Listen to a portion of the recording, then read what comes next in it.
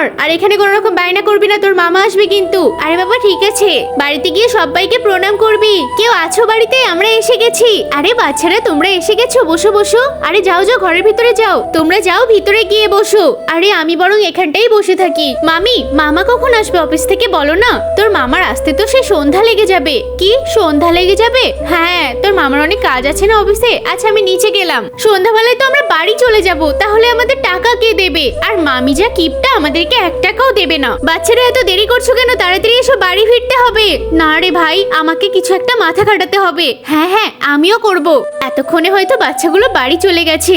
এই যে দেখুন না ভাই, আপনার ছেলে ছাদ থেকে পড়ে হাত ভেঙে ফেলেছে। আরে তোকে বললাম না সাবধানে খেলা করতে। চল এখন বাড়িতে। না না, কিছুক্ষণ থাক, একটু আরাম করে তারপর না হয় বাড়িতে নিয়ে যেও। হ্যাঁ বাবা, ভাইয়ের অবস্থা বেশি ভালো না। ঠিক আছে, আমি অল্প একটু অপেক্ষা করছি। আরে ওদের হয়েছেটা কি? এই দেখো না, ছাদ থেকে পড়ে হাত ভেঙে ফেলেছে। আরে হাত ভেঙে ফেলেছে। মামা টাকা দাও, টাকা দাও। আরে দিচ্ছি দিচ্ছি, এই নে তোর 500 টাকা, এই নে তোর 500 টাকা। এখন আমরা বাড়িতে যাব। আরে এখন নাটক বন্ধ কর, টাকাটা দেখ।